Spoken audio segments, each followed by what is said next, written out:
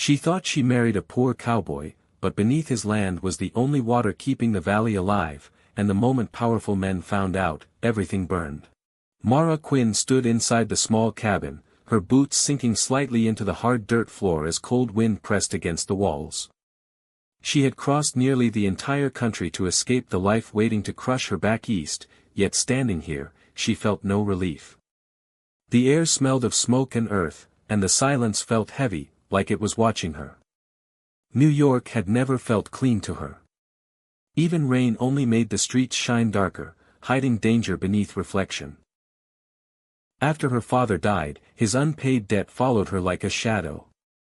The men who came asking for money were not patient. They smiled too calmly and stood too close. One night, Mara realized they would not wait much longer. She left without saying goodbye to anyone. All she carried was a small bag and a folded newspaper ad promising shelter in the Western Territory. The letter that followed was simple. A man named Ethan Cole wanted a wife. Life would be difficult. Protection was assured. Questions were not. The train west carried smoke, noise, and tired hope. When Mara finally stepped onto the platform, the wind cut through her coat like a blade. A tall man waited near the rail, wearing a worn coat and a cowboy cap pulled low.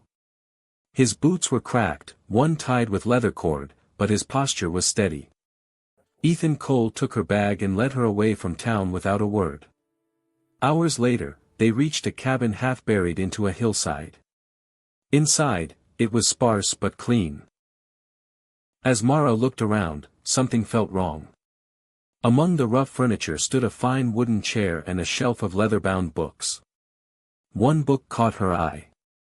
Inside was a name that made her chest tighten. Rowan Black. Ethan saw it. His expression hardened instantly. He took the book from her hands and slid a thick iron bar across the door.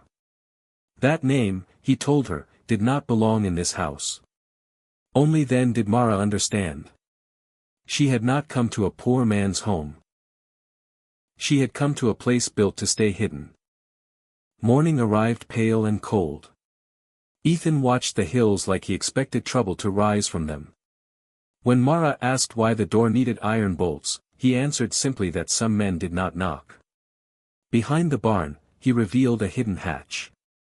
Below it lay a reinforced room filled with maps, ledgers, and a telegraph machine. Ethan explained that the land beneath them held the only clean spring feeding the entire valley. Whoever controlled it controlled life itself. He lived poor so others would not notice what he protected. That afternoon, a knock struck the door. A polite voice carried a dangerous calm. The man claimed to speak for Rowan Black and offered money enough to buy comfort and safety. Ethan refused.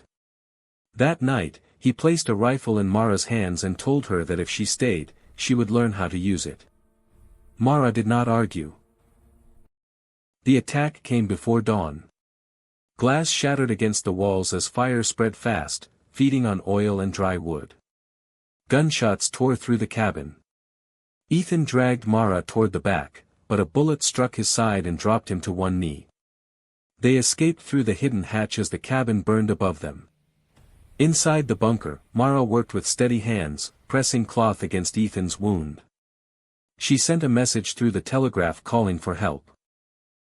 Outside, men shouted and horses panicked as flames lit the valley. Ethan whispered that she should run, that they would use her against him. Gunfire returned, louder than before. New voices followed, commanding and sure. By sunrise, the attackers were gone. Rowan Black stood in chains, staring at ash where victory should have been. He mocked Mara for choosing dirt over comfort. She answered that she chose freedom. The cabin was lost, but the land remained. She had married a guardian. And this time, she did not run.